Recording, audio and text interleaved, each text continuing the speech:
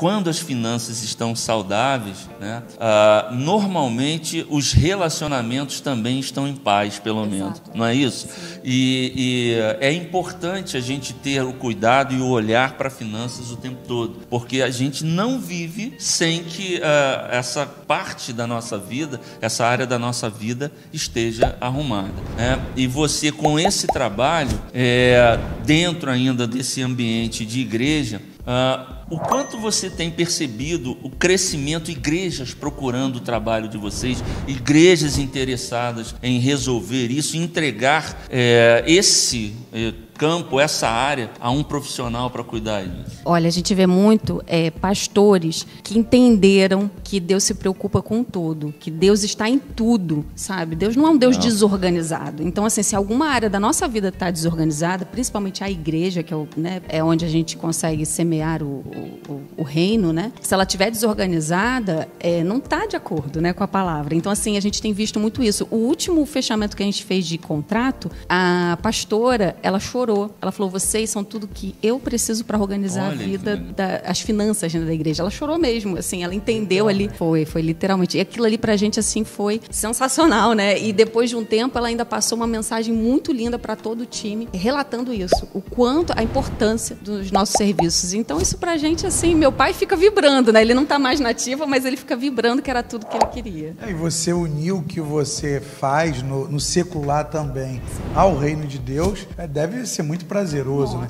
Jesus, ele falou muito sobre finanças. Se a gente pegar alguns assuntos, ele falou mais de finanças e de dinheiro do que ele falou de céu. Que muita gente que chega na igreja pensa assim, Jesus deve ter pregado muito sobre céu, ele falou pouquíssimo. Na verdade, ele trouxe o reino para nós e ele, como a gente falou na última série que Você Não Manda em Mim, Você Não Manda em Mim, né? Que foi o Mamon, né? Isso. Teve uma lá que estava simbolizando as riquezas, o dinheiro, né, e essa entidade que a Bíblia fala sobre ela, que ela tende a tomar o lugar de segurança na nossa vida que pertence a Deus. Então, quando a gente leva isso para a fé, que é o assunto que a gente tem comentado aqui, como é importante a gente estar com isso organizado, ainda mais uma igreja. Se a gente tirar aqui desse contexto da instituição igreja e aplicar na nossa família, uma família desorganizada financeiramente, o relacionamento do pai e a mãe, né, do casal, fica comprometido, os filhos começam a perceber o reflexo disso na relação, né, do casal, porque acaba brigando demais. E, gente, a Bíblia, ela dá conselho pra gente em fé, porque a pauta nossa sempre vai ser a fé. O justo viverá pela fé. Ela não deixa de falar nenhum assunto, né, Evelyn? Tá tudo dentro, tudo Jesus tem um apontamento pra gente. Paulo vem nas cartas, né, dando doutrina pra gente, apontando que a gente não deve se apegar a isso como o nosso maior refúgio. Não tem que ser isso, mas também nos dá uma ajuda a ser pessoas equilibradas, pessoas que fazem o reino avançar através das suas sementes. Eu gostei que no começo você usou a palavra semente, né? A semente, ela tem um potencial maravilhoso, né? Com uma semente você pode plantar aqui numa terra, pode gerar uma árvore, essa árvore vai gerar muitos frutos e olha quantas sementes nós vamos ter a partir de uma só semente. Então a semente tem um potencial incrível. Então nesse tema que a gente está conversando, que é fique livre do seu mal, um grande mal também é não saber lidar propriamente nesse contexto, né, de finanças. E nesse período de isolamento social que a gente está vivendo, eu percebi que alguns irmãos, né, perderam seus empregos, perderam seus contratos e começaram a dar um jeito, né, fazer doce, bolo e oportunidades. Oportunidades. Começaram Business. Business. E começaram a desenvolver um trabalho, né? Você tem alguma dica ou alguma orientação para essas pessoas? Porque às vezes a pessoa está indo tão bem que ela pode desenvolver isso, né? Agora precisa de uma visão financeira, de um cuidado, de administrar contas, e eu percebo que algumas pessoas se enrolam com isso. Começam bem o trabalho, mas aí depois começa a tropeçar nas finanças e para. Então perde uma oportunidade. Você tem um conselho, alguma orientação, uma dica? Sim.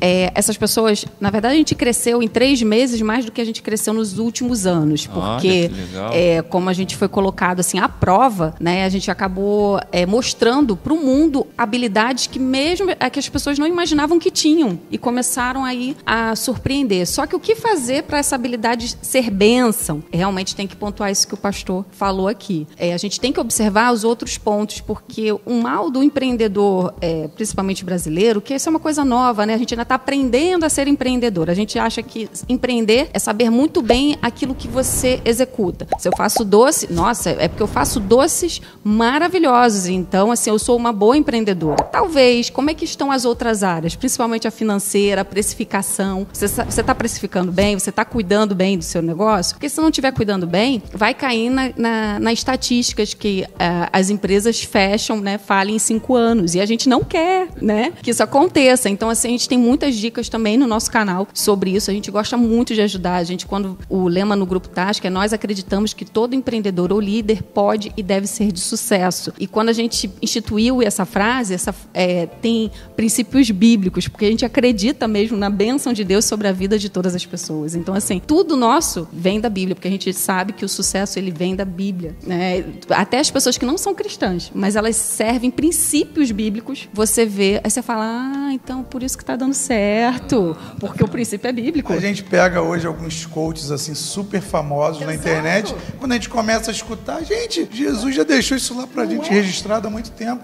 Eu quero tirar essa palavra e colocar aqui no lugar mais alto. O sucesso vem da palavra de Deus. E quem é a palavra? A palavra é o próprio Cristo, Jesus, que nos abençoe, aleluia, que prometeu pra gente uma vida abundante. O Alexander de Bossan, eu acho que é isso o nome. De Bossan, isso aí. De Bossan ou de Bossan, não sei. Está dizendo assim: Pai do Senhor, aqui em casa, depois de Deus, a minha esposa é minha conselheira financeira. Olha, que legal, né? E é legal ter dentro de casa alguém com esse controle, né, Evelyn? Às vezes os dois controlam, mas tem sempre, eu pelo menos percebo no meu convívio familiar, que tem sempre um que tem mais a pegada financeira. Eu tenho um concunhado que ele trabalha com essa área financeira, ele faz planejamento para daqui a 10 anos, para daqui a 20 anos. Olha, se você poupar tanto, se você aplicar tanto, você faz não sei o quê. Eu acho isso um barato, mas eu fico olhando assim, igual, sabe, aquela carinha assim de não estou entendendo nada e não faço. Eu admiro demais isso e eu incentivo meus filhos a fazerem, porque eles são jovens, eles têm uma perspectiva ainda de vida muito grande e eu falo: olha, aprenda com isso, né? Porque eu sofri durante um período da minha vida por causa dessa questão financeira, porque eu não soube administrar, ganhei algum dinheiro e perdi o dinheiro que ganhei por causa dessas. E a gente fazia conta, eu botava no papel, não, tem que fazer conta, criava planilha em Excel, no final do mês, falava: caramba, cadê o dinheiro? O dinheiro saiu por algum ralo, por algum furo da caixa d'água, né, Evelyn?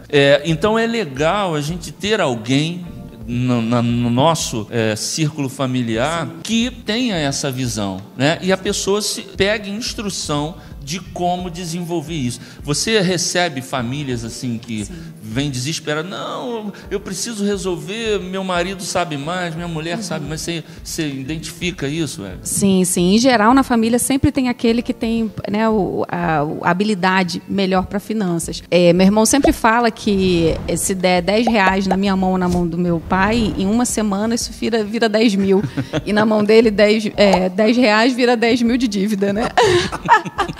Hoje em dia não é mais assim, porque ele aprendeu junto com a esposa dele ali, eles aprenderam. Hoje eles não é o momento que eles retiram mais, eles já tiveram uma abundância maior nas suas retiradas. Hoje eles retiram menos e eles conseguem semear muito mais do que antes, né? Eles não têm dívidas, eles conseguem guardar. Então, assim, é uma coisa para você ver como é que é a mente. É conscientização, não é quantidade, né? É conscientização. Você percebe que um princípio não está sendo bem administrado na sua mente. Eu sou gastão também. Lá em casa, quem me dá a freada é a Priscila. A Nicole ontem mesmo: papai, meu celular não está aguentando mais nada, eu quero um celular. E a Letícia fez 15 anos esse mês agora, né? Então a gente teve um gasto com a Letícia. Falei: filha, não dá. E a Priscila já chega rasgando: não vai comprar nada agora não. Porque eu já estava ali olhando na internet os preços de celular. Se bobear, eu pego ali um celular que está com preço bom, uma promoção, eu já clico ali em comprar comprar e não é o melhor momento. Saber se conscientizar em fazer essas coisas ligadas à finança no melhor momento da sua vida já é um grande avanço, né, Evelyn? Com certeza. Eu sempre falo assim, eu posso pagar? Aí primeiro você pergunta se você pode, seja o que for, é o celular. Ah, bacana, tá na promoção, mas eu posso? Eu preciso? Porque às vezes você não precisa, às vezes você tem um outro que está suprindo. Tá funcionando. É um momento, então assim, são as 3 palavrinhas mágicas. Eu posso, eu preciso e se é o momento. Porque às vezes não é o momento. Olha aí, gente, que dica legal, hein? Muito